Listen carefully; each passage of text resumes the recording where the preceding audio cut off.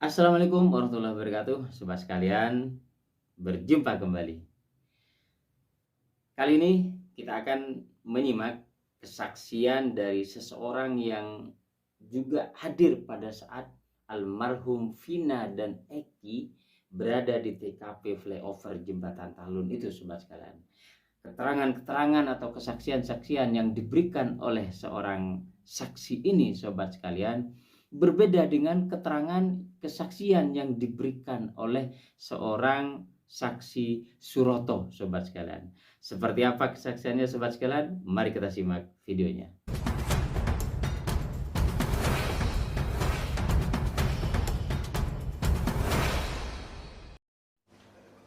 Awalnya tuh sekitar jam 10-an Pak, kurang lebih jam segitu malam. Waktu itu tuh gerimis kecil, saya dan dua teman saya itu lagi di bengkel Pak, nongkrong. Tiba-tiba ada bapak-bapak bawa motor. Mas, itu di atas ada kecelakaan. Yang satunya kayak udah meninggal, yang satunya masih ada gerak-gerak. Nah, terus saya sama teman saya ngecek Pak dengan berlawanan arah. Nah, sampai di situ tuh udah ada dua orang yang ngegeletak Pak, laki-laki sama perempuan. Terus di situ tuh udah ada sekitar kurang lebih 5 orang, nggak tahu 4 orang Pak, saya nggak kenal. Nah, di situ orang nggak berani ngedeket tuh Pak, nggak berani nolongin. Cuman salah satu dari yang warga itu ada yang cuma foto-foto doang. Nah, setelah itu berani ngedeketnya itu polisi datang Pak, sekitar 10 menit 15 menitan. Terus polisi datang baru warga berani ngedeket, berani maksudnya ngelihat itunya tuh Pak, mayatnya gitu tuh Pak. Nah, terus dari pihak kepolisian, ini kecelakaannya, siapa yang pertama kali ngeliat? Nggak tahu, kata saya tuh. Pas sudah itu saya diminta sama polisi kan, mayat yang laki-laki kan masih pakai helm tuh Pak, pakai helm. Mas, itu bukain dulu helmnya. Nah, awalnya mau saya buka tuh Pak, karena di sini di rambut nih Pak ada darah. Saya nggak berani. Wah, enggak ah, lebih baik orang lain aja, kata saya tuh. Saya urung di situ, nggak mau buka helm. Nah, sesudah itu kayaknya yang buka helm itu saya nggak kenal, dari belakang saya Pak. Dibukalah helm itu. Nah, pas sudah itu, sesudah dibuka helm itu, darah dari belakang kepala itu muncul Pak, banyak. Lanjut. Nah, kalau untuk almarhum yang cowoknya itu kayaknya udah meninggal di tempat Pak. Terus kalau yang ceweknya itu masih minta tolong, ngerintih tuh Pak, tolong ya Allah gitu. Nah, selang 20 menitan kalau nggak salah Pak, itu langsung dibawa ke mobil polisi Pak, dua-duanya. Masih rame, bengkel masih buka? Masih Pak. Masih buka? Masih. Apakah pada waktu itu kan jaraknya tadi saudara menjelaskan cuma 200 meter ya? Iya. Apakah saudara mendengar ada benturan, ada teriakan atau suara apa waktu itu mendengarnya? Nggak ada Pak, karena kan kalau jam-jam segitu kan Sepi ya? sepi Pak. Terus kena jalan mobil di jalan tol Pak, suaranya Pak. Oke. Tapi kalau untuk lintas yang flyover memang tidak begitu ramai. Begitu ramai Pak. Dengan jarak 200 meter saudara nggak mendengar katakanlah ada benturan atau mohon maaf ada suara sepeda motor yang ngegas gitu, enggak ada? Nggak ada Pak. Cuaca malam itu terang atau gelap atau seperti apa? Gerimis kecil Pak. Gimana? Gerimis kecil. Jadi kalau tadi saudara menggambar skate itu adanya kalau dari kota Karasumur sebelah kiri ya? Iya Pak. Posisinya ya? Iya. Dan saudara kebetulan 200 meter juga sebelum flyover itu memang saudara berada di situ? Iya Pak. Jadi nggak mendengar benturan, nggak mendengar suara. Baik.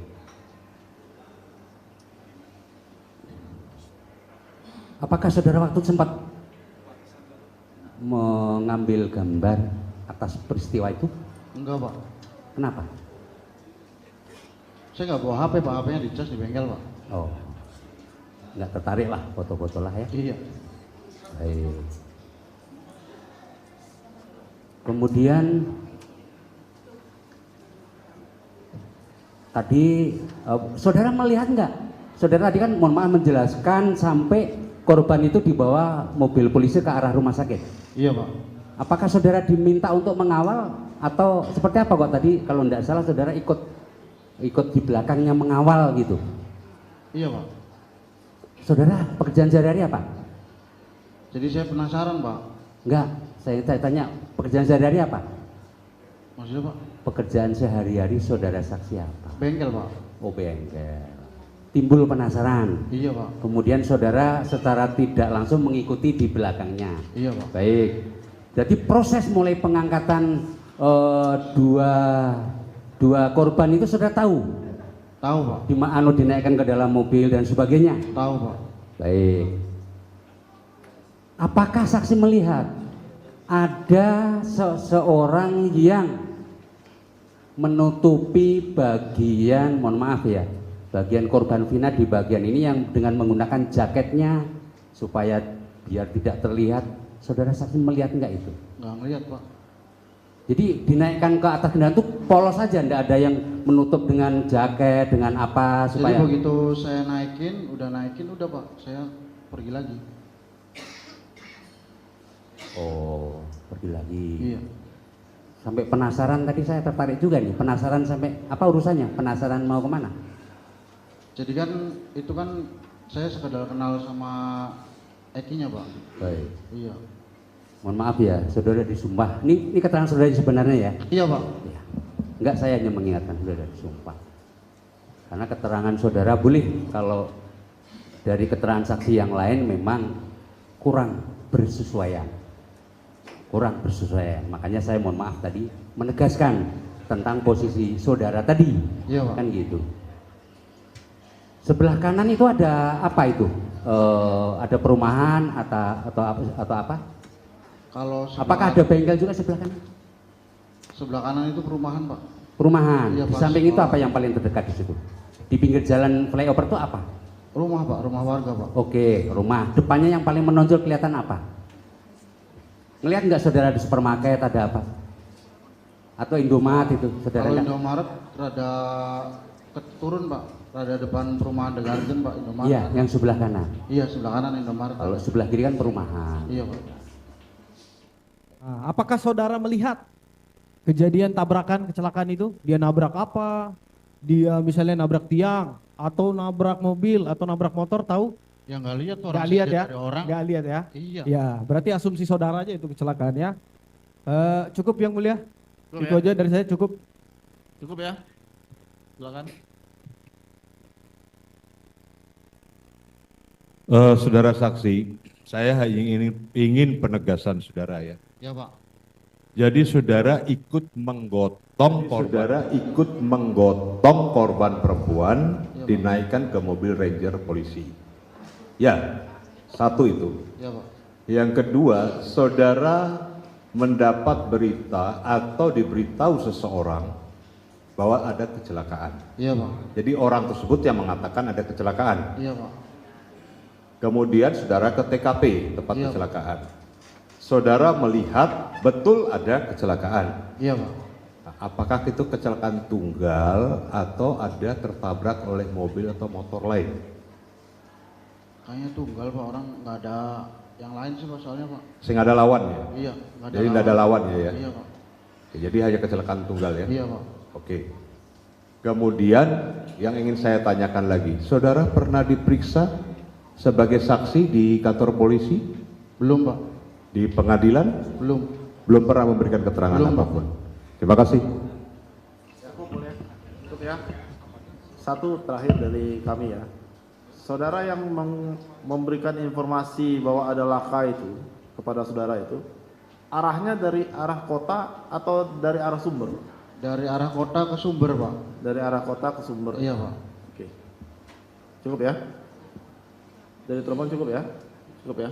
Dari para pemohon, bagaimana keterangan saksi ini? Nggak tahu ya? Ya, silakan dulu. Baik, terima kasih Pak atas keterangannya. Bisa kembali ke belakang.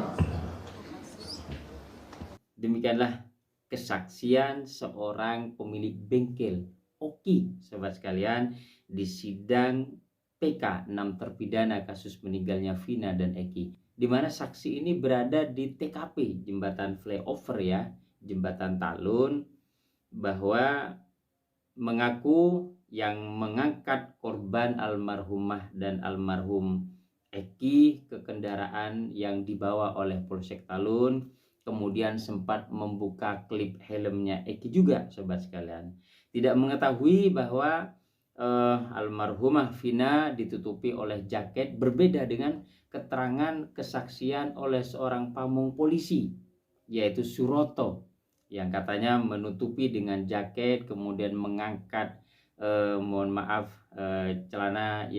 celananya almarhum Vina, dan kemudian mengangkat korban hanya bersama dengan seorang polsek anggota kepolisian dari Polsek Talun, sobat sekalian.